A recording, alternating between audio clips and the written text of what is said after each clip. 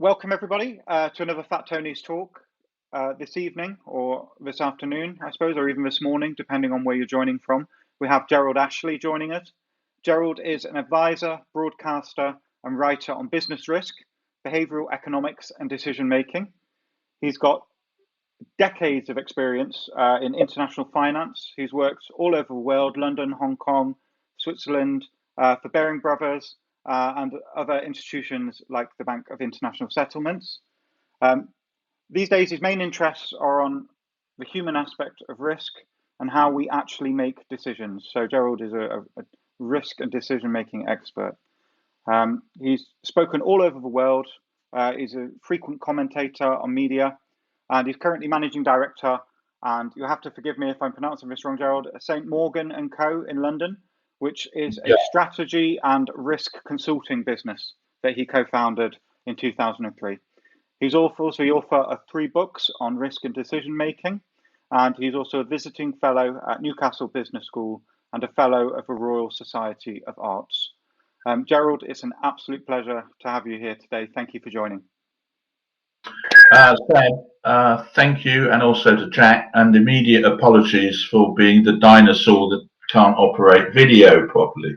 I've lost count of the number of platforms I've had to learn over the last year, but this is a new one, and I haven't managed to wrestle the software to the floor yet. So it's a sort of radio appearance from me. I can assure everybody they're missing absolutely nothing from failing to see me. The main thing is if you can kind of see my slides. The introduction is a perfect introduction. I approve of it because I guess I wrote most of it.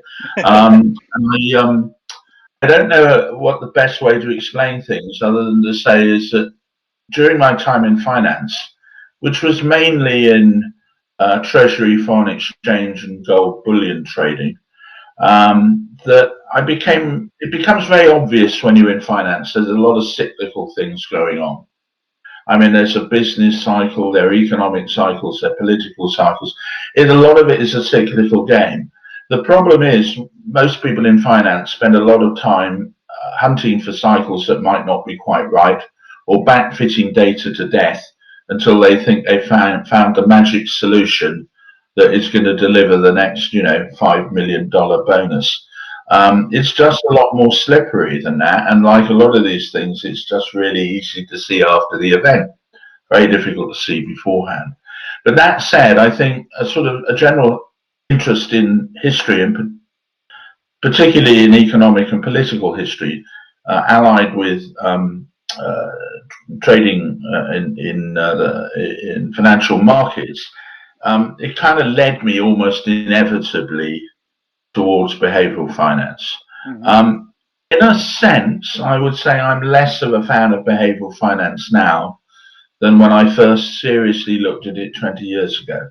It's gone a bit tabloid, and people publishing 200 biases that affect the way you do things and all this type of stuff, and I question some of it.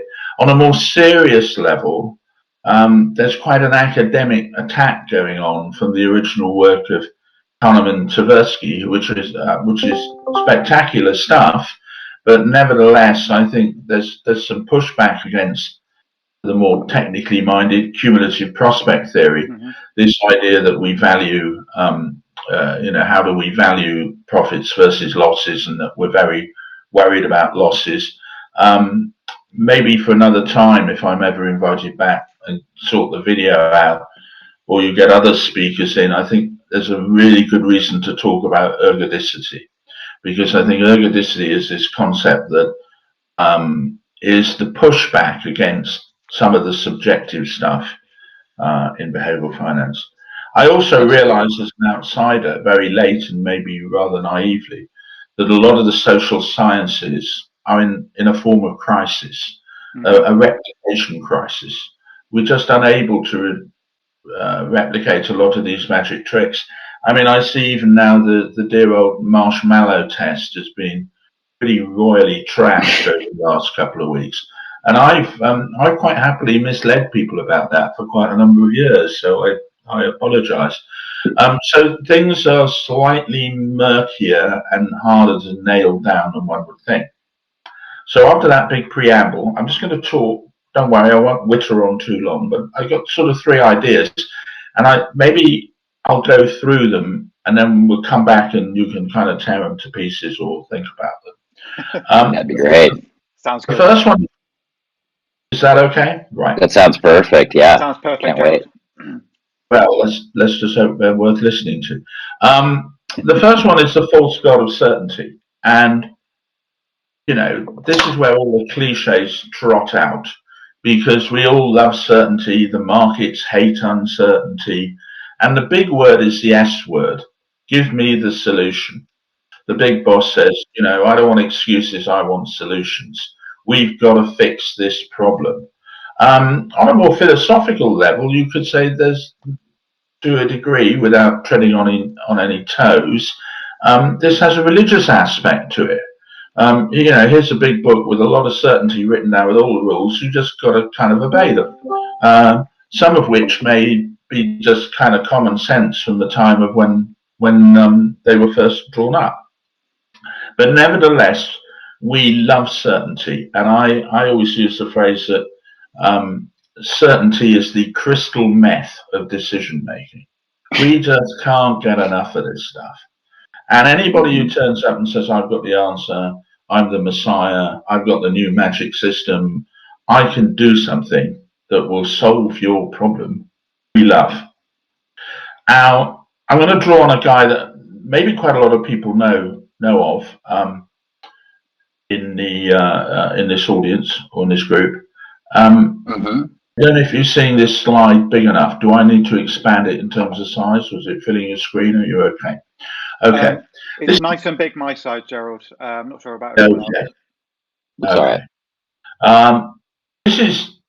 I first cooked up this little slide, or more precisely ripped it off from a few academic ideas about 15 years ago. And I now find the source material is now exactly 100 years old, from 1921, which is kind of alarming, really.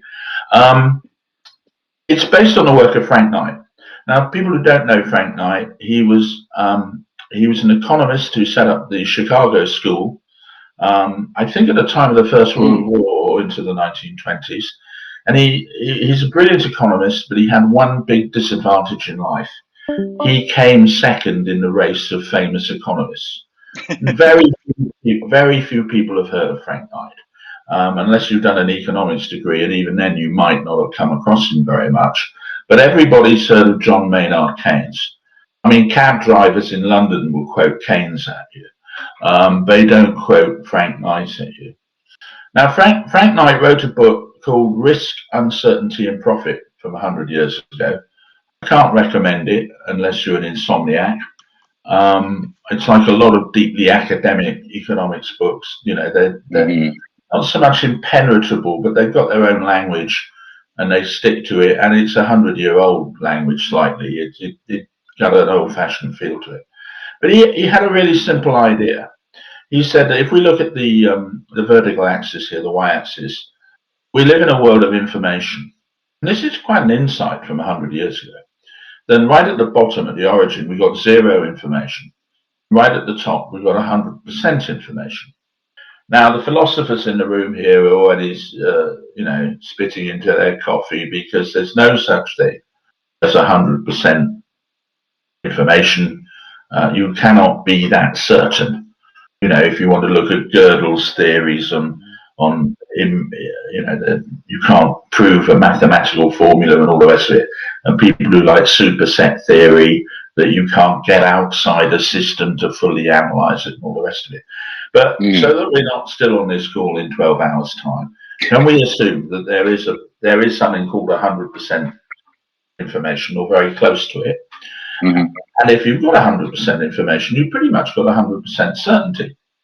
So this is all very airy-fairy. Let's think of a practical example. A good practical example would be sunrises and sunsets. We've got a large amount of past data and information, literally going back thousands of years, and we can map future sunrises, sunsets, tide tables, whatever, with enormous degree of certainty. We know exactly when the sunrise is going to rise in London in 130 years' time, or 230 years' time, or 530 years' time, because it's a very cyclically based bit of data. It's very solid and it's very cyclical. Of course, it won't work forever because the sun's going to explode and there'll be no Earth and there'll be no tides or anything to worry about. So there you go. We can't really say it's 100% certain. Let's just call it 99. Now, that is a very rare state of affairs. Even in science, it'd be very brave of a scientist to say that something's certain. I think it's true to say that Bertrand Russell's book, Principia Mathematica, it's something like page 88 that he reveals that 2 + 2 = 4. And I don't doubt in some obscure academic departments they're busy working on trying to disprove that. But for the all normal sense of things, there is a certain amount of certainty, and it's linked to the amount of information. Now, as we slide down that sort of triangle, you get less information, and we kind of get into this world of risk. We've still got a lot of good, solid data, but we may only have 80% data, 70 or 60% data. And like all good Americans, Frank Knight thought he would try and brand something after his own name. And so he came up with with Knightian uncertainty, which I think is true to say is been a branding failure. People do talk, funny enough, I think people talk about it much more now than they did 20, 30 or 40 years ago. That may actually be down to a past governor of the Bank of England. The 2 governors ago, a guy called Mervyn King, he was very keen on it. And he happened to be governor when the 08-09 crisis unfolded.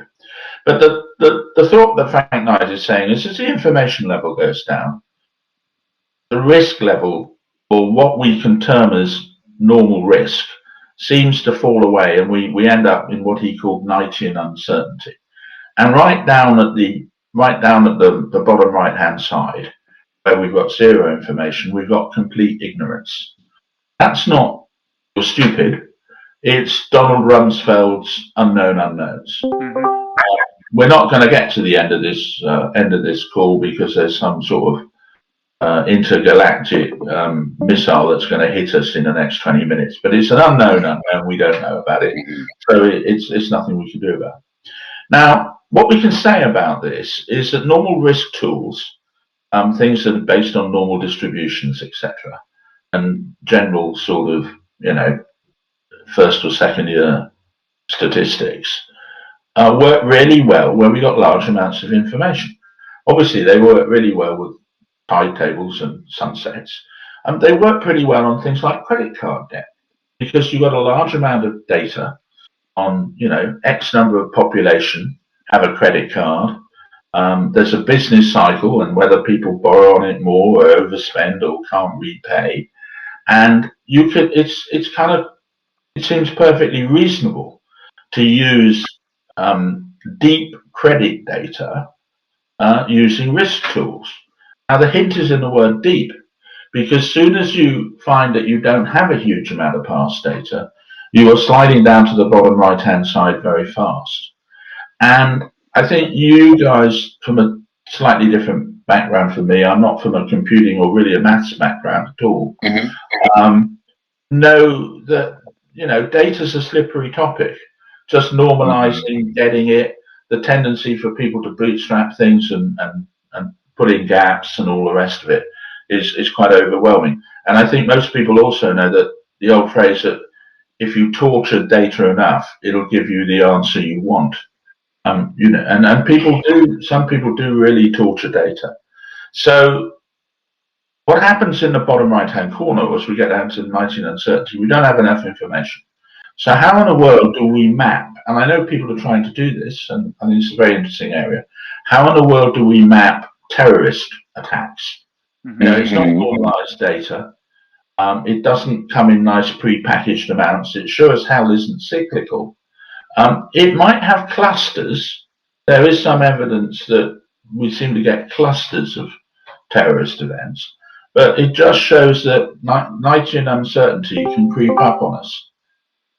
One of the problems, I think, with the 08-09 crash was that people started applying the risk tools to things where there wasn't sufficient data or depth of data, and they were straying into uncertainty and trying to use risk tools. And that's a big mistake.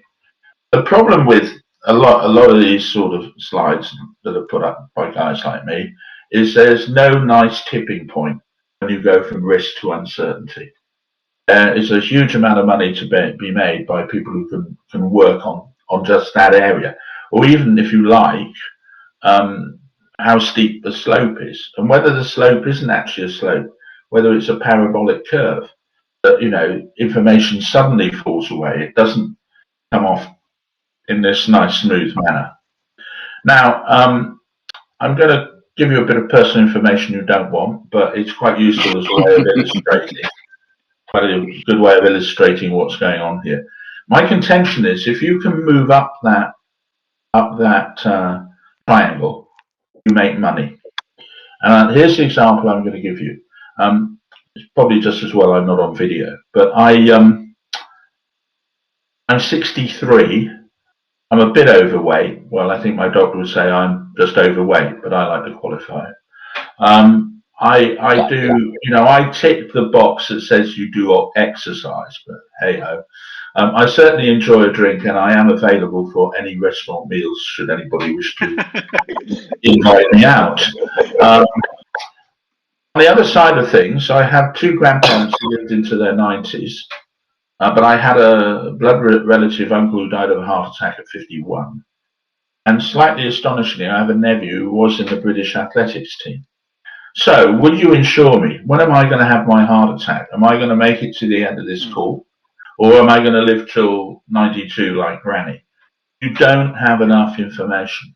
So essentially, I'm an uncertainty in terms of risk. I'm somewhat kind of here. I've given you some information, but it's quite difficult to price where you would price my life insurance. But if you take 500,000 overweight guys, the wrong side of 60 who enjoy a drink, an idea of an exercise is walking to their car in the car park. You can look at mortality tables, and you create a portfolio of uncertainties that turn into a risk. And that's what the life insurance industry essentially does. And it makes money. Now, in return, if you do it the other way, you lose money. And the classic example of this was credit derivatives in 08-09. You know, when people bought baskets of loans and then they sliced and diced them and created derivatives, which, to be frank, I've met many really quite talented people in financial markets who are baffled by some of these things, that both the buyers and sellers didn't really fully understand what the hell they were doing. Now, you know, in the old days, you had a bilateral relationship. I lent money to Sen. I made a judgment on whether he was worth lending to, and I knew his credit history and everything. Suddenly, that loan has been sold in a whole basket of other loans to Jack, who's then sliced it up into all sorts of credit derivatives. And my contention is you turn risks into uncertainties. You've done the exact opposite. You've taken something that had a lot of very visible data and turned it into a rather muddy uncertainty. So that's just a map for you guys to think of how I think about the differences between risk and uncertainty. I know, I think, Seb, you're one of them, maybe quite a few followers of Russell Ackoff, the decision guy on this call. Ackoff, and I will do some references, talked about messes, problems, and puzzles. And messes are things where you can't even work out what the nature of the true issue is. Problems, somewhere in the middle, are where you've got a scenario. You haven't got a definitive answer. So something like pension fund planning. Should I be in stocks? Should I be in bonds? Should I blow the lot at Rio or go to Vegas or whatever? And then at the top, we've got a lot of information, or you've got a set problem, a set issue. These are puzzles. What is the cheapest way to fly from Berlin to Paris? In fact, maybe not fly, maybe you could go by train. You can gather the information and you can come up with an answer. The trouble is, a lot of life is down here, but we all want to buy up here. So people have a tendency to say to the big boss, "Yeah, don't worry, I've got a solution. I can solve your problem. I can give you certainty." And that's where I think there's a problem between the buyers, and we're both buyers and sellers of certainty, but we're all buyers. But sometimes we sell stuff that we can't actually, hand on heart, is going to be as good as we say it is. So that's the first one. That was the longest of the three for anybody dozing off. The second one is kind of, it's quite nice for now, which is this idea of the over-connected world. You know, at a slightly glib level, do I really want my fridge telling my supermarket I need another bottle of milk or whatever? It kind of, those sort of pop science sort of TV programs where the reporter goes, "Hey, look at this, it's just ordered more bacon for me," what the hell it is. But when you think about this in any detail or thought, is this a world we really want to live in? And this little graph, I don't have a reference because, to be honest, I don't know where it originally came from. It certainly didn't come from me because I'm just not good enough to come up with that. On the left-hand side, it talks about resilience.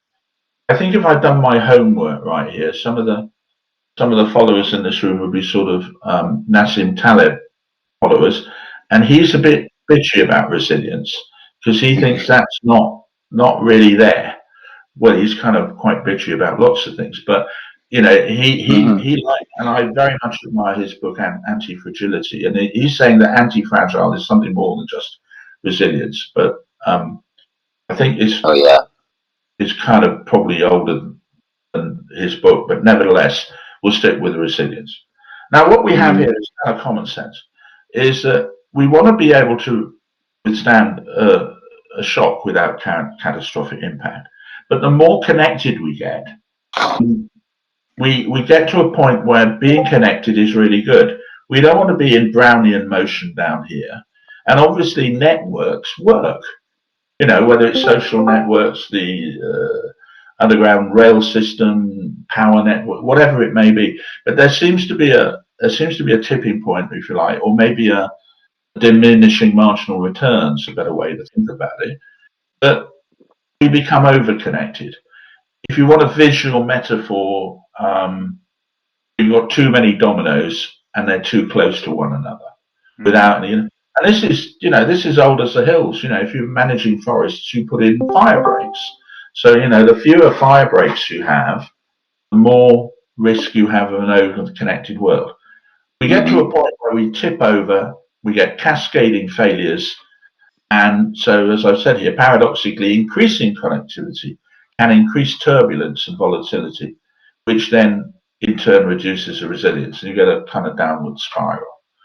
Now, I think this is probably true for everywhere around the world, but I can only speak for the UK.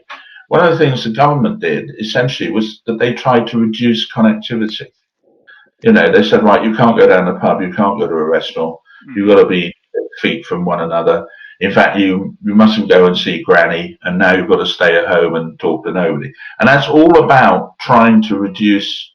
They're fearful that we're here somewhere, and they wanted to get somewhere here. In the commercial world is always pushing to go this way because it looks efficient. We're getting more and more efficient. We can do things quicker, better, faster. And we live in a world which is astonishing even from 20 years ago, that, the way goods are shipped around the world and services. But I'm nervous that not enough attention is being paid over here. One of the reasons the commercial world's not interested in over here, there's a cost. You've got to put in backup systems. You've got to put in disaster recovery. And in a world where shareholders demand quarterly returns, CEOs who've got an average lifespan on the S&P 500 of something like 4 years don't give two hoots about over here. Your perfect place to leave is here, obviously. But so the efficiency drive is that way. The problem governments have now is, having got us down there, well, somehow we've got to kind of revive the patient. And I think what's going to be interesting is, as at whatever point we get out of these lockdowns, will we revert to, oh, well, it was just a one-off and we'll carry on? I suspect there may be quite a lot of scar tissue. But I think, again, this is a nice mental way to think about how things work. So the software guys on here are going to recognize this in spades. So I think that where you get a complexity in coding and all the rest of it, or software in general, and of course the cost of trying to back engineer things, which is enormous. So that was thought number 2. Thought number 3, and this would be a good guy to get on. Though I think he's retired and might not be up for it. I don't know, but I've ripped off this idea from a guy called Jules Goddard, and Jules Goddard was a professor of business at London Business School. You look him up; he's got a stellar reputation. And I met him, I think it was in 2014, at one of Rory Sutherland's Nudge Stop events, and he's got I've given the reference at the bottom in this case. He's got a YouTube a talk of 9 minutes, which I think is the best 9 minutes I've ever heard of anybody speaking. And we'd love to get that link or that video. I was just going to say we'll put it in the link on here and on the YouTube video, and all the other books that Gerald's mentioned as well. Yeah, I will only very briefly talk about him because his 9 minutes would be better than me rattling on for a couple of hours. But essentially, he says that on the left-hand side, a lot of business is performing in this control loop. You have that great idea of the path or the magic winning formula, and so you set up a business, and you quite naturally set targets. You know, next year we want to sell X, or we want to be in this market, or we want to be big in Asia, or whatever it may be. And then you measure it. So you get all the guys with the Excel spreadsheets and the clipboards and everything else, and the sales targets, and the efficiency army arrives on the scene. And then the sort of the phrase he uses to give the system some oomph, you put in a reward system, which is obviously make more sales, do more this, do more that. And he says this is essentially a self-defeating system. And he's got some very interesting statistics done by, I think it's by Price Waterhouse, analysing a very large number of companies over decades as to how to be successful. And this is basically not the way to do it. But it's very appealing. It's very appealing because, it appeals to all this certainty stuff. Well, we've got these targets and we can measure these guys and make sure they're doing it, and we'll reward them if they do, or we'll kick their ass if we don't. So it's got a nice kind of command and control feel to it. His is a much more open idea, which is to say, look, you've got the winning formula, but, it's a bit slippery. Winning formulas change. It's a dynamic world out there. You can't be certain you're not going to eat your lunch. So you need to keep questioning what you're doing. You need to encourage ideas and experimentation, and to put that back into the loop. Again, in a way, this is not a new idea. It's an old idea. It goes back to Skunk Works and Lockheed Martin in the Second World War, where they pulled people out into a separate business, and they essentially allowed them to have a go at the learning loop. One thing he hasn't got in his loop, which I learned from Lockheed Martin, which is really important, is a lot of people like being over here and don't like the idea in their careers of being put over here.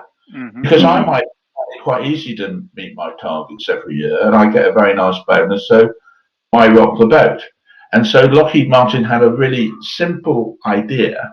How do you get somebody to move from over here into a Skunk Works or a Blue Sky Thinking or whatever it may be? And they did just one simple trick. They said, if you get selected to go on this, when you go back, even if you come up with nothing or a square wheel or it's been a disaster, we will promote you. So we will reward your failure. Now that is very, very sort of counterintuitive thing to do, but it does engage people, because otherwise, although they go, oh, we're in this loop, a lot of people actually quite like it. And as I say, Jules Goddard says this so much better than I can. So that's my three thoughts. To wrap them up in 2 minutes, I think it's all about information, which is really about questioning. I know it's a cliche, but questions are more important than answers. I think the problem I find with answers is a bit like when you lose your keys. You know, you hunt and hunt and hunt, and then the moment you find some keys, oh, brilliant. So you obviously stop hunting around. I think there's a tendency in risk management to think you've got the solution and not to keep questioning whether the ground has shifted under you. The second one, this business of complexity, or not so much in the complexity science area of things, but in the idea we're overly linked in networks and everything, I think is of critical importance now. Britain, I think slightly unwisely, but with a degree of nostalgia, has just built 2 very large aircraft carriers. I have no idea why. I mean, the idea that the next war is going to involve aircraft carriers seems to be comic. Obviously, like them, but I would have thought we're much more likely the Chinese can turn off a water supply, or suddenly, internet systems don't work, or whatever it may be. It may not be the Chinese, could be, God forbid, it might be the French. That, of course, is an English joke. And this last one, I think businesses struggle to get out of the control loop because it's very understandable to the financial industry. Financial industry is like the control loop because what are your targets? How are you going to do this? Is everybody going to get a shareholder return? So I've run over my time. I'm afraid I'm a bit garrulous, but those are the thoughts. And, well, see what you guys think. Thank you very much. That was fantastic. Yeah. I didn't know you had a time limit, so that was a surprise to me. That's a dangerous thing to say to me. It's a dangerous thing. Yeah, I would say, this is to a couple of things you said. Fat Tony's would love to invite you out to dinner sometime. I don't know when I'll be able to come to London. I know Sebastian's there, but yeah, good steak dinner or something could really be the thing. And then another point was that this is definitely a Talib familiar group. Fat Tony's itself is named after one of his sort of hypothetical characters. But I don't think anybody doesn't know about Talib's volatility. I went to the RWRI class. He's the greatest dude in the world, and one of the surprising things is very, very funny. But yeah, he can't not speak his mind, and he's a bit abrasive. So yeah, thank you so much. That was great. I have a bunch of questions, and I don't know, Sebastian, do you have anything you'd like to dig into on that great speech before? Go ahead. I have a ton of questions. I suppose the main thing I would say is, thank you, Gerald. I could listen to you talk for hours, but we do have, or we certainly have meetups in the past in London, which were kind of the pre-genesis of Fat Tony's, and we're certainly planning to do some in the future. More informal pub-based talks, sometimes food. Sure. So you're always welcome. That'd be great. I have a ton of questions, but one thing I just want to say to everyone listening is, we've got Gerald for the next half hour or so. If you have any questions for him, please do, type them in the question channel, or just type in the question channel me, or I want to ask or something, and we will unmute you. And obviously you can ask Gerald. If you're feeling a bit shy and you'd rather us read out your question, we can do that too. Just like I said, just type whatever you want. And we'll try our best to get through as many as we can for Gerald. But yeah, I mean, I could easily fill up 2 or 3 hours with questions for Gerald. But I'll let Jack kick off. Oh, that was great. So I've quite a few. I need to put an advert up as well, just to interrupt. I've written some books that are better than others, but the 2 that are probably of use to you is really the one on the left, which is about the difference between incremental and disruptive change. The book on the right is a very gentle walk through complexity, and I doubt would be of a great deal of interest to this audience, though it is incredibly cheap. It's an ebook, and you can get it for about $1, of which I think I get 11 cents, which is quite exciting. But the one on the left is probably maybe more new territory for people than the one on the right. I'll shut up now.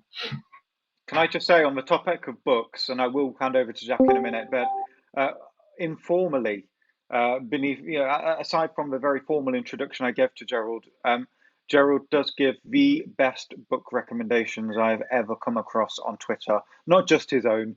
They're an absolute gold mine. So, you should really, if anything, be following Gerald. His book recommendations are absolute gold. Oh, that's fantastic. Well, if you feel like putting together a top 5 list for us to post in the section in our channel for this, we would love to put it out there. Yeah, that would be awesome. So I was fascinated by the part that was a very interesting speech. I was really interested, and one part especially was the Knightian uncertainty, which you started with. Yeah. Such a simple concept, but I don't know if I'd thought of it exactly in that way. And one part particularly is when you're talking about the 2008-2009 financial crisis, where they wrapped up CDOs, which were super high risk, and thought they could basically do the actuarial thing where putting them in mass turns them into low risk, puts them on the upper left-hand corner. But this turned out to be, your point was actually sometimes you're taking low risk, high certainty things and turning them into Knightian uncertainties. Yeah. And a lot of times this has to do with gaps in data, as you were pointing out. But I was wondering I couldn't help but think if there's anything that you're seeing right now in the world around us that feels like it might be this kind of thing. Things getting bundled and fragilized. But that's a good point. And if I do know this, why am I not on a yacht in the Bahamas? Because I should have made a large amount of money out of it. What I would say is that my erstwhile business partner, he's now retired, he's just turned 80, was PhD in aeronautical engineering at Rolls-Royce in the 1960s. And so he was very hot on engineering, math, and all the rest of it. And he thought things like Black-Scholes and option pricing in the financial markets was comically oversimplified. And he was a guy who had been looking at stuff in the 60s. When I came out of banking, what I would explain to people what they were doing wrong, I went around some pharmaceutical companies and aeronautical ones, only to find they were miles ahead of what was going on in finance. Now, to come to your point of what's coming now, is that I think a lot of general industry and commerce, maybe commerce in particular, is in the same place as the banks were in 1990. So a heap of people running around saying we've got big data. So we can now analyze all this data, and we've got a heap of PhDs and guys who can do mathematics that nobody else can understand, and we can crack this. And we're trotting out rather lazy phrases like AI. AI is going to do this and go there. And I think of AI as a little bit like artisan. If you want to set up a coffee shop and make money, you call it artisan coffee, right? So if you want to be in software now, you need to have AI software. I would recommend to people to follow the Santa Fe Institute, who are very hot on this stuff and are suitably humble about AI. So expect lots of car crashes in areas where people are taking what they think is a large amount of information and making assumptions from it, whereas in fact it may be just a discrete bit of information, but in huge volume. I mean, the volume of data that's available to the Amazons of this world is absolutely mind-blowing, but it may be all about depth rather than width, and they may stray into areas which they don't fully understand. So anything where people think that the magic bullet is big data, for me, is an alarm bell. That's where to look. Now, what sort of crash you'll get from that, I don't know. Obviously, in finance, it was very obvious. And, the aeronautical industry, planes are just unbelievably safe these days, even obviously with the latest software problems with Boeing. But other than that, it's been a stellar record. What sort of damage can you do as an Amazon with big data. I don't know. It may have more sinister implications in monitoring of people and wrongly labeling people. Facial recognition came to mind very quickly as something. Wrong. Mm-hmm. Certainly I'm on.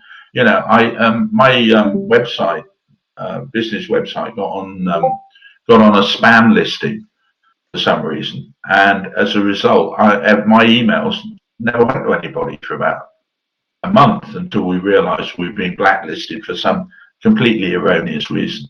So I think once you believe the data, you're no longer thinking. The data's fine. There's nothing wrong with data, but it's not the entire story. So that's where to look. And it's about looking for risk rather than just measuring the risk you've already seen. Great answer. And that AI part really, again, there's a lot of software nerds here, and that part hits close to home because a lot of things are happening, and facial recognition software being rolled out at police stations and shooting like 66% false positives and things like that. Good grief. Yeah. I think it's a danger, not just of, AI, I think, is one example, but I think what's interesting about, I think slide 2 and slide 3, both of those models, 90 on uncertainty and over connectivity, is every time we have a new technology that comes along or some kind of paradigm shift, we're so quick to forget these old lessons and throw them out the window because, we're almost convinced that this time it's different. This is an absolute groundbreaking technology that's going to throw all the old rules out the window. And every time without fail, after, half decade of this, there will be some kind of either market crash or unintended side effect what we learn from this. And it seems to be something that happens time and time again. And I'm just wondering, why do we have such a short-term memory for these kind of very old rules and very kind of old lessons?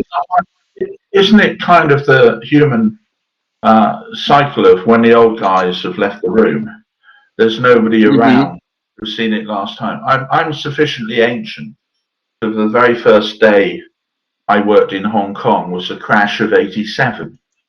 And it's a day I shall never forget. That was the day the Dow dropped 25% in a day. And, to put that in context, it's like you wake up tomorrow morning and you find that the Dow has dropped 8,000 points today. Yeah. This is kind of grown-up stuff. But you have to be of an age to still be in financial markets. I'm slightly involved in financial markets. I'm a non-exec director of an equity fund, but I'm not really at the sharp end of things. And so there is a feeling that when, as I say, when the older guys leave a room, some of these things go out the window. Yeah. In a totally different area, because it's always interesting to talk about different areas of things or look at different areas, is a friend of mine is retired from the Foreign Office, what I guess is the State Department in US terms. And he was a senior diplomat. He was number 3 in the British Embassy in China. And they're talking about, this, that, and the other. Most people want to talk about gossip about, what's Mrs. Merkel really like, or, what was Obama like, or whatever. But one of the things that those guys spend a lot of time doing, other than just analysing the current situation, is they keep internal logs of relationships with countries that literally go back hundreds of years. So in the case of the UK, they have a playbook of what it's like to deal with France since the French Revolution. We have a playbook of what the Americans are really like, and I'm sure the Americans have got the same thing. And so they've tried to keep a corporate memory, to keep some form of long view that gets lost when people retire or, it goes away. Record keeping, I think, is probably going to get better, but it's worth bearing in mind that the BBC, of all people, decided to do a very early project on, I think it was digital scanning or doing some record of the Doomsday Book from, I'm going to get the right date wrong now, something like 1080, something like 1080. And it was the 900th anniversary. It must be slightly later because they had a big PC campaign, which was for every school to have a personal computer. Seems slightly comic now, but the mid-80s, this was a big thing. And so they thought, what's something everybody would be interested in? You can look up your local area. What did it look like 900 years ago? Well, quite recently, people thought they'd go back and look at it all. But you can't access it because there's none of the hardware is available to access it. Again, this comes back to your guys' part of the world, is everything's digital, but is it really as permanent as we think it is? And, you know, will this stuff, or the other way, are we just going to drown in so much of this stuff we can't, you know, don't know what to look at? I personally think it's both. And there was just, you know, not a couple of weeks ago that a data center in France went up in flames, and like half of the French internet went offline. Really? Hosted a very significant number of businesses, and yeah, it's another, I mean, not even compatibility issues like you're talking about. Like, yeah, imagine if, you know, our entire world's history was only stored on beta or VHS or something like that, you know? Yeah, exactly. It's another one of those wonders of technology. You're talking about record keeping, diplomatic record keeping going back, you know, hundreds of years. And, you know, paper, pen and paper or printed is obviously very lindy and that will last. But can you imagine if we only had record keeping on our current digital mediums? There was a news story last week. I think it was the Boeing 737 software updates are still delivered on floppy disk because that's all the aircraft can accommodate. And I just think, you know, these things, they just age. It's almost like cat's years technology, you know, it's a decade is almost a millennium. And I just wonder how much of our record keeping will survive unless we're constantly porting over to new mediums. I do know somebody who works at the British Museum who reliably informs me that ox blood on vellum has got many hundreds of years of life in it, and so things are like Acts of Parliament are written with this. And the other one apparently is pencil is very good, that the paper always deteriorates before pencil. So there we are. Yeah, that's interesting. I did not know that. All right, we've got a question from Alessandro, so I'm going to unmute Alessandro and let him fire away. Alessandro, you're live. You there, buddy? Good evening. It was a great lecture. Can I ask you, how do you implement the learning loop in your business and on a personal level? Yes, certainly, Alessandro. Thank you. I think I'm a merchant of encouraging people with questions rather than answers, and that's a nice get out, of course, because you're not then having to come up with a solution. A lot of consultants start with the answer being a solution. In fact, they often have it in the corporate title. You meet loads of companies to the so-and-so solutions. But really, it is around a lot of these sort of mentoring and discussions with senior management. I've done this with a large number of big companies, looking at their overall big picture of how they address things. And I think one of the tensions there is that it costs money. Because we're back to the old this loop down here that, you know, why do we want to be spending money on questions and ideas that might be wacko and go nowhere, where the shareholders want us on this track all the time? So there's a tension. So I found some clients are very open to it. Others are very defensive, and it hasn't always worked. In my own personal life, I just like to have a bit of spare everything. Whether it's spare time, spare cash, spare food. I'm not one of these guys who wants to live up a mountain just in case the next great flood comes. But equally, I think there was a statistic in the UK that the average family has about 5 or 6 days worth of food. And, you know, then people just happily run to the supermarket. Well, what happens if it's not there? And we saw a very small example of that this time last year. So I try to, I suppose I'm under-geared, or whatever the opposite of leverage is.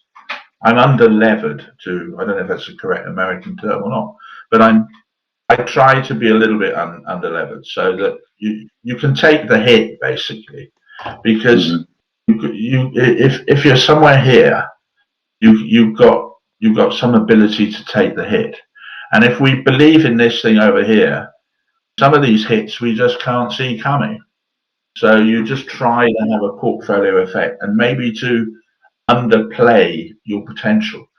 Now the world pushes you in exactly the opposite direction. Get your day trading account where you can, deal with 2% margin. Don't worry about you can't afford the car. We'll give you X amount of credit. What can be more mad than to borrow money on a wasting asset? Car loan is probably, I mean, we've all done it, but in reflection, it is the most dumb thing you could possibly do.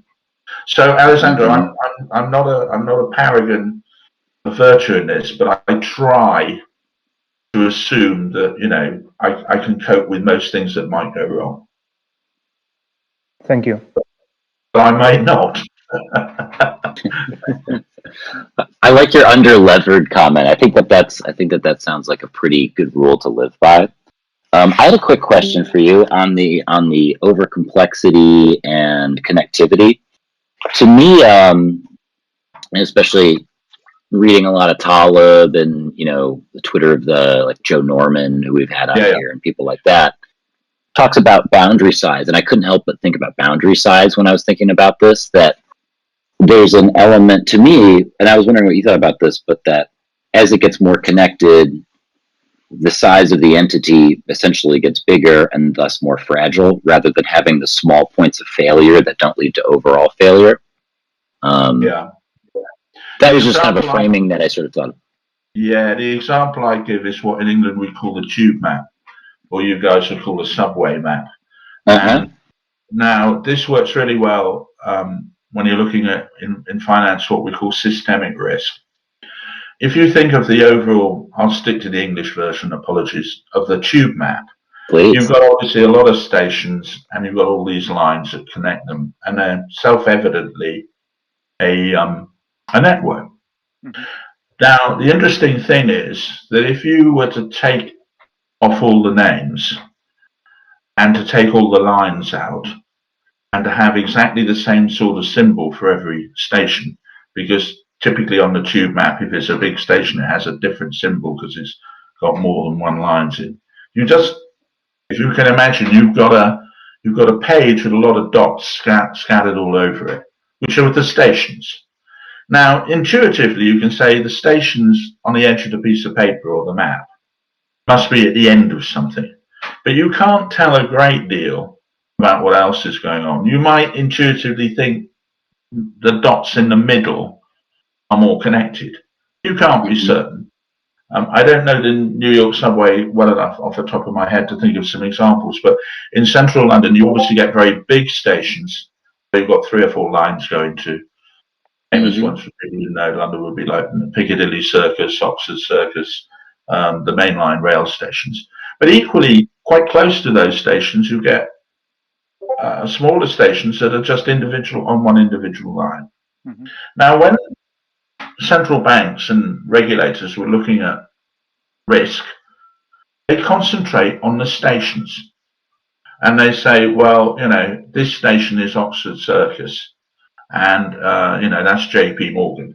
And Piccadilly Circus is HSBC or whatever it may be. But they didn't spend enough time thinking about the connectivity, or more precisely, the hidden links, which unlike a subway map, you don't see in finance. So we have this whole problem in finance that the true network is never fully revealed.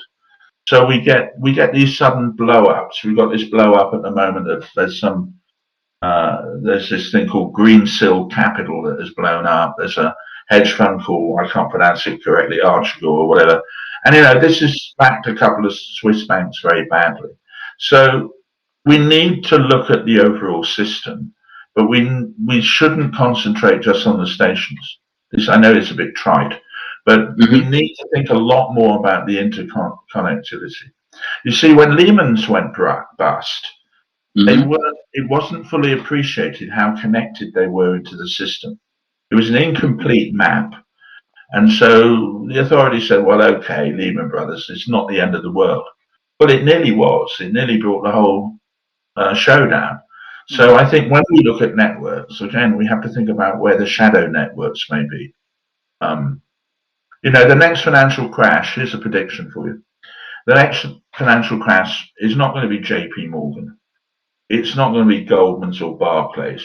It's going to be some Chinese metal trader nobody's heard of. And it then turns out that they're much more plugged into the financial system than the rest of us realize. And they drop some humongous amount of money that is not properly regulated or properly capitalized for. I would say about crashes, to finish, that don't worry if you've never experienced a crash, because there'll be another one along soon.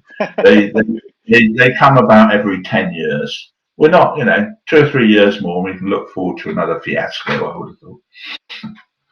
It's interesting when you talk about shadow networks. The first thing that popped into my head was, you know, the assassination of Franz Ferdinand and the network of interconnected diplomatic relationships in Europe, which then caused a cascade failure that led to a war. And I had a question. Well, I suppose it's more of a comment, but I think there's a really interesting thought you can give on linking all three of these ideas together, Gerald, and where you might have a circumstance where one of them is operating really efficiently, but because of deficiencies in the other two, it causes some kind of failure. And the example I wanted to give, and Jack will be very familiar with this, was Xerox PARC. So Xerox, obviously, very big company, and their kind of skunk works, if you will, was Xerox PARC. And I think the thinking behind it was the East Coast, very corporate and bureaucratic, will have a skunk works on the West Coast, geographically distanced, and they can. So that's PARC. This is PARC over here. Yeah, and they had this wonderful learning loop, created the Xerox Alto, which was 10 or 15 years ahead of its time in terms of desktop computers, graphical user interface, a mouse, you know, word processor. I think they even had an early form of email. It was then this was in, you know, the late 70s, early 80s. It was truly phenomenal, and I think what broke down was they got their learning loop done fantastically. But in some ways, they were underconnected because the East Coast corporate just weren't connected enough to realize the value of what the West Coast had. So it was underutilized. So I think their learning loop was fantastic. They were underconnected, however. And in terms of uncertainty, and kind of thinking about the unknown unknowns, is that they arranged to give a tour of the facility to a young Steve Jobs, who immediately ripped off all of their ideas and released the Mac a few years later. So I think there's a kind of counterbalance with these ideas that you kind of need all three humming along optimally. But, you know, any one of them can really send you flying, even if the other two are doing really well. Well, I'm a gatherer of other people's ideas, so I won't hesitate to rip this off, Seb, now, because you made me think whilst you were talking that we're talking about funnily enough, we're talking about the left-hand side all fit together, and the right-hand side. I've not thought of this till I stuck these sides. Well, until now, because obviously the left-hand side, there's lots of cyclical, very certain, solid stuff keeps happening. So you've got no problem with being connected to a certain level. You haven't got to being a stress system. Everything's lovely. And so the management just say, well, look, we just keep cranking it away. Some businesses are naturally like that. I mean, utilities, for example, I did some work once for a water company, and until somebody tells you, you don't think about it. But they said, oh, we have a real problem with running the water company. I said, oh, go on then, hit me with that. He said, well, we got the government want us to use less water, and we're regulated on prices. Plus, we make money if we sell more water. So, you know, and also it's difficult to get people to use more water. Funnily enough, they'll use a certain amount, but you don't see adverts on the television that say, hey, why don't you just go and wash the car yet again? You know, because people don't. So there are some businesses that maybe naturally sit into this. Obviously, as well, this in time gets fed into this. Because yet today's bright idea becomes more mainstream, and it becomes more something we haven't talked much about. It becomes more incremental business rather than being a disruptive business. And so the incremental stuff is very much over here, and it's here, and it's you know, we're getting towards more and more information, the better we build it. So Seb, I'm now instantly going to rip this idea off and claim it as my own. Please do, please do. I feel honoured. Hell of a compliment. You know, it's Sebastian and myself both come from a bit of, you know, kind of like a tech startup background. And that also on the learning loop side, one of the things that I've noticed over and over and over again is, and there's a lot of famous startups, Uber, DoorDash, a lot of these that kind of arguably have done this, where they start on the right side, where it's an experiment and, you know, there's a futurist angle and it's something new. And then, but then as you scale, you sort of inherently get pulled to the left side because, as you said, man, what'd you say? Efficiency army. That made me laugh pretty hard when you said the efficiency army.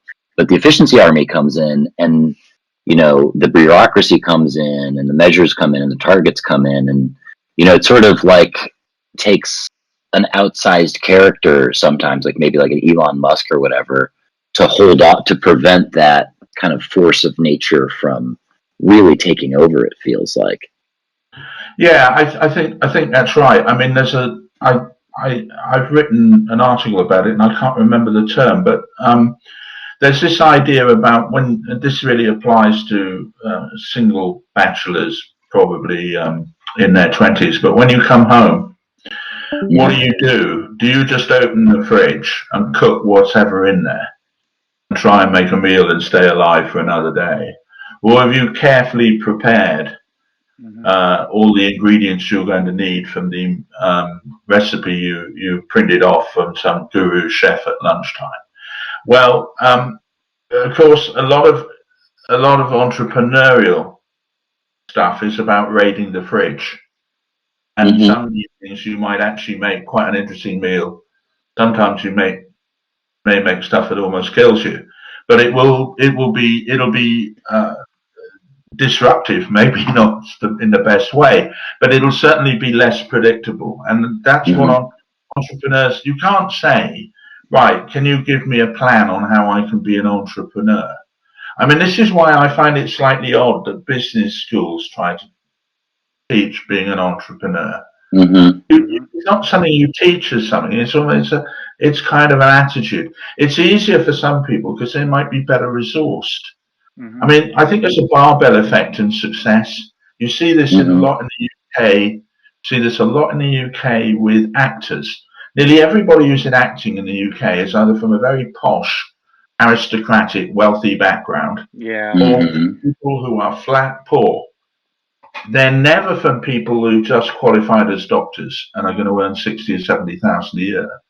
And there's a reason for that, because if you're down the posh end, it doesn't matter if it doesn't work. Mum or dad will write the check. If you're flat broke down the other end, and there've been some famous examples, a really good one. Tom Hardy. My favorite, Tom Hardy. Michael Caine of a different generation, who was flat broke. I mean, they did not know where the next meal was coming from. So it's a bit of a laugh in a way. Give this a go. God, they're going to pay me money to do this, and you become successful, and the rest is history. But if you spent 5 or 6 years at medical school, you've racked up a heap of debt, and then at the end of it, everybody tells you, yeah, but by the time you're 40, you'll be doing rather well, and you'll be on a big salary. You don't take the risk of a disruptive move in your life. You actually plan for an incremental life. What I did in my case was I had quite an incremental life in what I still think of as merchant banking. Now we call it investment banking. And for reasons I can't fully explain to anybody, I got rather bored with it. Swiss banking is not desperately exciting. And I sort of just created my own disruption, which was slightly alarming when I did it, because I suddenly I had no idea what I could sell as a service or who I was going to invoice. I had a slight advantage in that I didn't have a wife and family to worry about. I mean, I was married with 2 or 3 kids, I just wouldn't have done it. So the idea you can go off to business school and do a master's in entrepreneurial stuff seems a nonsense to me. It doesn't work that way. I don't think.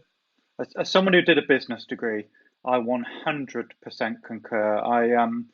my undergraduate was in business. I went seeking a more entrepreneurial. I was very young and naive, and what I really came across is this will teach you how to definitely live in the corporate world, but zero entrepreneurship. Yeah, I think that's right. There are one or two good bits in being an entrepreneur, but at the end of the day, it's kind of learning from doing. I always slightly shudder when I hear the phrase "learning from doing," because that makes perfect sense so long as it's not skydiving. And so you mustn't do the business equivalent of skydiving when you start off learning from doing. But I think this is the way to go. One other interesting thing I think is about personalities. Is you normally have entrepreneurs and you have business managers, and very few entrepreneurs get through the whole cycle to running a very big business. They've often become an entrepreneur because they hate the idea of being in a big business. They want to start something. You do get a few people. Again, I can't think of some nice American examples off the top of my head, but in Britain, we have James Dyson, the guy with the vacuum cleaner, and he's become titanically successful. He did have a very strong engineering background, got bored, and came up with a better vacuum cleaner. The real hero is his wife, because he persuaded her to have a second mortgage on the house to fund the project. Now, there's a lot of survivorship bias here because there are 10,000 wackos in garden sheds all over Britain who think they've invented something, and of course it doesn't work. Branson's another example, though Branson's slightly different because he's always really been a front man. He's kind of Mick Jagger. He's not actually playing the music. I mean, he's been phenomenally successful, as is Mick Jagger, but he's a front man, and so that's slightly different. And then one last one, whilst you're on this theme, and not to bore you, is I think it's quite interesting to look at promotion in the military, because in the military it's all about obeying orders, and it's all the way about obeying orders to a certain point, where you suddenly get onto the general staff, where you actually have to think in totally the opposite way, and you do get people who go from private soldiers through to generals. They're fairly rare, but they exist. But it's a completely, almost diametrically opposite type of thinking for for the bottom end, for the guys at the top. And so when you get people who can do that, I think that's very interesting. It's interesting because I think this is actually Taleb who said this, either in one of his books or one of his blogs. But we're talking about the difference in equality and meritocracy between the UK and the US. And he said that while on paper the UK may appear more equal in terms of universal health care, better working conditions, if you actually look at, if you were to plot on a graph, where someone starts in life and where someone ends in life, and kind of divided it into bands, if you will, lower, middle, upper. There's much more variability in the US as opposed to the UK. So in the US, I think he said the turnover rate of being in the upper echelon is much, much higher than in the UK. So in the UK, I suppose this is dichotomy of while being, in that upper level is inordinately hard to acquire, I suppose it's also pleasantly hard to lose as compared to the US. Yeah, I think that's exactly right. And I mean, isn't there the old joke that the most important decision is picking your parents? It does help if you've picked the right parents. That is definitely, I think that's definitely the point, and it's actually quite a big political point these days in the UK, because there is a suggestion that social mobility is less than it was 30 or 40 years ago. Yeah, absolutely. Right, guys, I think we've already kept Gerald over time, but Gerald, are you comfortable staying for another sort of 10 minutes or so? Yeah, no, I lack a social life, so it's no problem. Well, yeah, we've got Gerald around for a bit longer, so yeah, any more questions, keep them coming in the question channel, and we'll be sure to ask. I wouldn't mind Oh, Sorry, go on, you want to Gerald. go ahead, Seth? Okay, no, I was just going to ask a quick one. You were talking about Richard Branson, who I've always really liked, and one of the things, and I wanted your kind of your opinion about this as somebody who's from the UK, seen the whole Virgin thing, was he really also kind of exemplifies the learning loop. I read a book from his, or at least in my mind, I read a book from his, and he talks a lot about being dyslexic and how from the very first moment he started Virgin Records when he was 16 in that basement. Yeah. And they used Tubular Bells was their first album, and it was a success. And then that was the start of the whole thing. He says he's like, I always, from the first second I started that business, I had to rely on other people because I couldn't read anything. So he had to find people around him who were good. Flash forward. Sorry, go ahead. I'm going to say he's certainly done that. Yeah. One of the things about him that is very noticeable is he or his team, though in fairness it's probably him, are very good at chopping losers. There's been a huge number of Virgin brands that go nowhere. Is Virgin Cola still going? I think that may have died now. I don't know. But he made a big splash about 15 or 20 years ago in wedding dresses, and it was a disaster. It didn't work. And he just got out of it. He's managed to retain that ability to chop losers, which, as we know, is incredibly difficult to do. It's incredible because the example I always give is back to Virgin Records. This was his baby. This was the first company he started when he was 16 years old. And I remember going to Virgin Records, the store, when there were still those like music superstores right before Napster and all that hit, and they all went out of business. And he was the first one to sell. I mean, he sells 80 to 90 businesses a year, but this had to have been the most precious one to him. And he cut that fucker loose without a second thought before any of the other companies did. The other thing is he's been very clever to syndicate his risk. I don't think he's ever owned the airline entirely.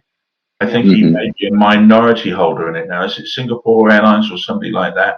I mean, he may have 45% in it, but he frequently does not have. He syndicated the risk out to other people.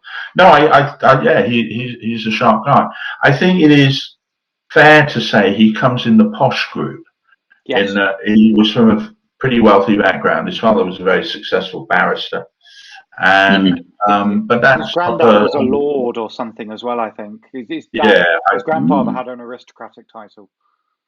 Well, there's a certain amount of money that makes life that bit easier. But that's not to say that he hasn't been dramatically successful, and he has. I think, again, the interesting thing about these guys is they never want to put their feet up.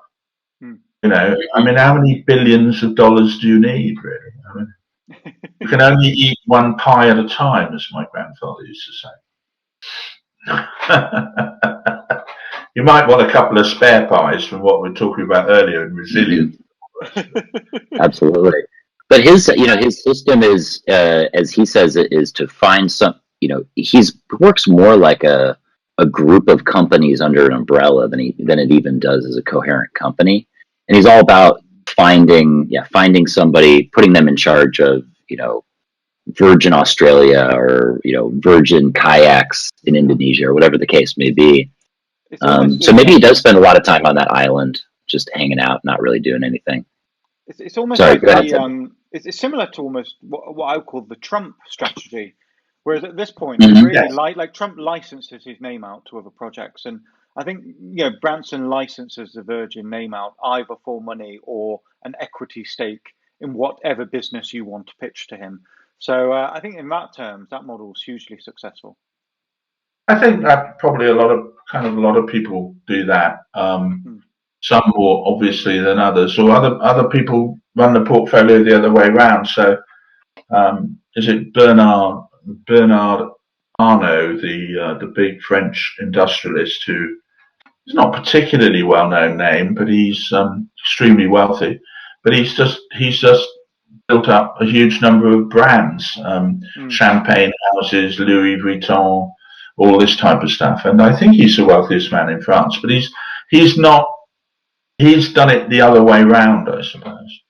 But one thing for sure is that you can't I don't think you can start something by reading a book. You just have to kind of start it and then realize you're rubbish and you're going to stay rubbish. You have to give up, or you find you might be okay at it and then you kind of grow it. And then there is this, as Jack was saying earlier, there is this point where you kind of have to get the almost the infrastructure in of management and the guys with the clipboards and the Excel spreadsheets and all the rest of it. I'm not saying you have to. I'm saying it happens. I don't know. I don't know if it's a good thing. It's very difficult for it not to happen because, yeah, in lots of industries, suddenly you bump up against regulation or licensing.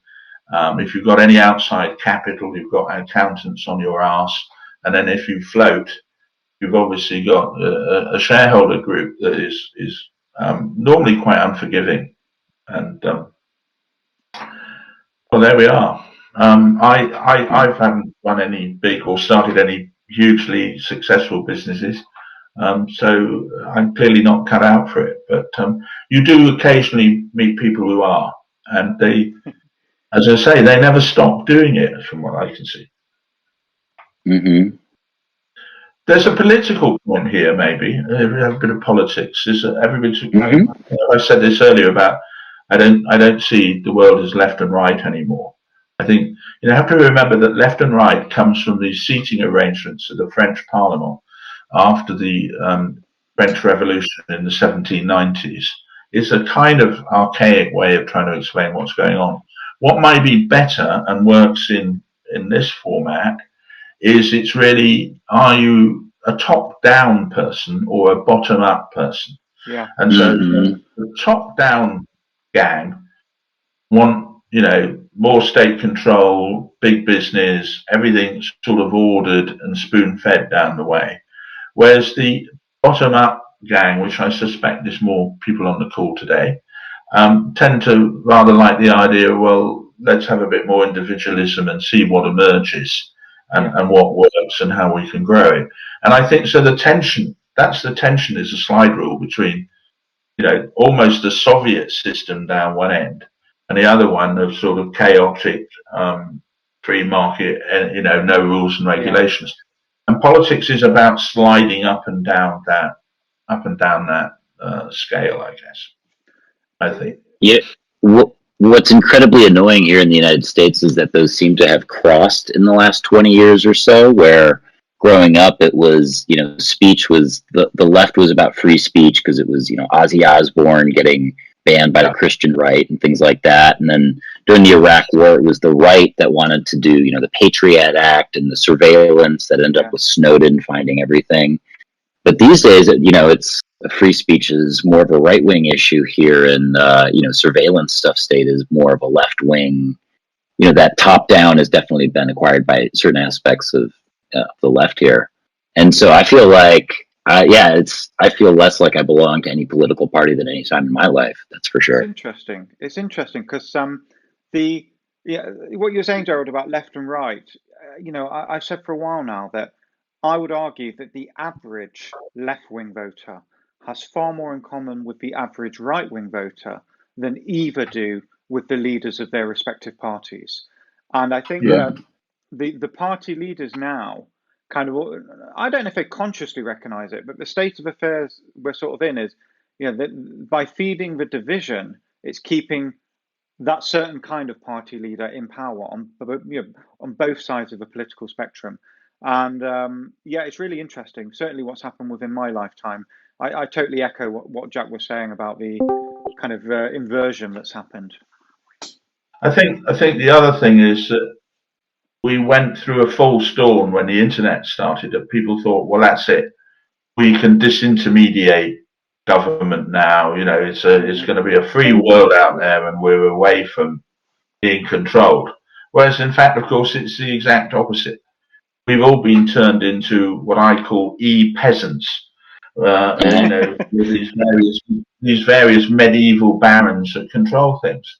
You can't. It's very difficult to get through to the world without bumping into Facebook, or you can't search without Google. I know there are alternatives, but for the vast majority of people, they just default to main platforms and the main highways for dealing with things.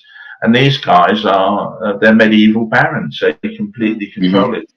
Rather than being a sort of bottom-up free-for-all, we're free of big government, it's turned into a sort of titanically tight sort of cartel of private interests.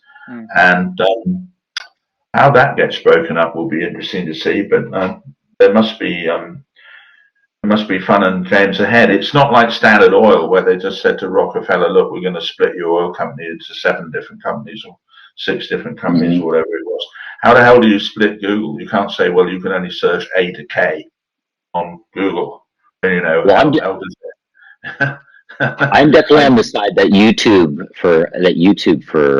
for those reasons should be split off Google, because that leads to a lot of these issues, especially as you're saying. I mean, if you're running your business as a YouTube influencer, or you make your money off your YouTube channel, I mean, you're just a peasant sowing the fields of YouTube that YouTube's lending to you. You know, and they'll shut you down in a heartbeat. Yeah, and I mean, we have to be a little bit careful what we say, but one hears a lot of apocryphal stories that people have been small sellers on Amazon have found that their business gets swallowed very quickly if they're very good at it, because, you know, Amazon sees all that's going on and think, oh, well, that's an interesting area to maybe compete in. So, yeah, it's a difficult problem. This is also going on YouTube, so we have to be very careful unless we want to run into any unexpected technical problems. Oh, that's okay. It's going to get yanked. No, what you need to do is start a big marketing campaign on the other platform saying, "Catch this video whilst it's still available on YouTube." That's some some behaviour, like a Rory Sutherland-esque marketing at work there.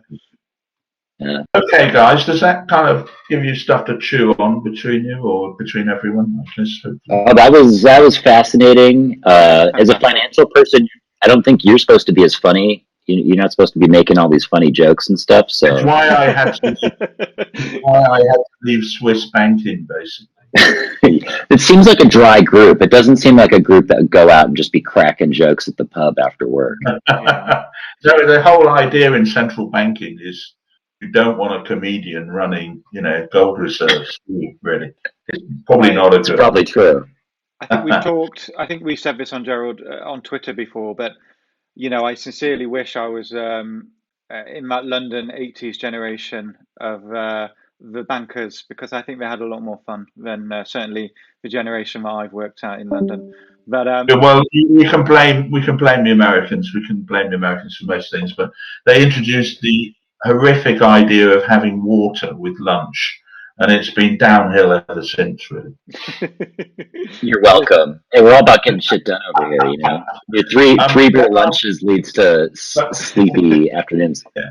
One last advert. I do have a blog as well for anybody. I didn't put it up, but I'm a very lazy writer. I can be barely bothered to write, but occasionally I write a blog, and it's just my name .blog, so it's Gerald Ashley .blog. But before we wrap up, Gerald, and we are coming to an, I know YouTube will penalise me if I go over an hour and a half, and we are coming up to it. Is there anything else you want to plug? Any other courses, books, blogs? We will we'll links really. to everything. No. I mean, my own personal website is really about the speaking engagements. It also has some rather nice photographs of when I was slimmer and younger, so I quite admire that website. But in terms of ideas, I write a blog maybe 6 or 7 a year, and they're always ideas ripped off from other people. But and they're not long, they're not taxing. 750 words will do me normally, but I try to put up a few ideas there.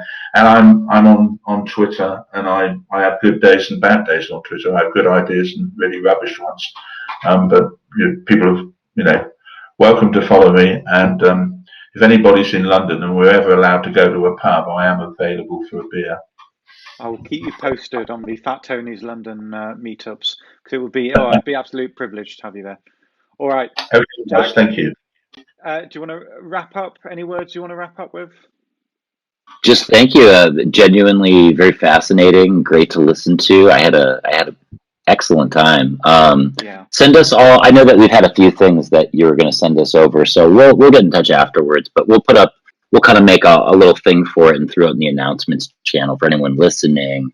And then again, we always get people hitting us up afterwards asking, to check out the video, to see content. So we'll just get that organized. But other than that, great time, and thank you so much for coming by. Yeah. I hope you will join us again for either a talk like this. If you have another subject, we do happy hours that are sometimes organized around, informal topics like crypto or NFTs or AI or writing or things like that. And personally, it was really nice to meet you. Yeah. So I really thank you. Apologies for the lack of video. I haven't wrestled the software to the floor, but gentlemen and everybody else, thank you very much. Thank you. No problem. No problem. I think personality more than makes up for it. Listen, Gerald, it's been an absolute pleasure. Don't be a stranger to Fat Tony's. You're always welcome here. As I say, it's not always a sort of lecture or Q&A format. We do just have informal kind of free-for-alls, group conversations. You're always welcome. I'm going to be organising a pub meetup kind of once every 3 months in London. You're more than welcome at that as well. And we'll post lots of material from Gerald on here, on YouTube and on our Twitter account. But thank you so much, Gerald. It's been an absolute pleasure. Okay, guys. Thank you very much. Bye-bye. Thanks, Gerald. Cheers. Bye-bye. Thank you.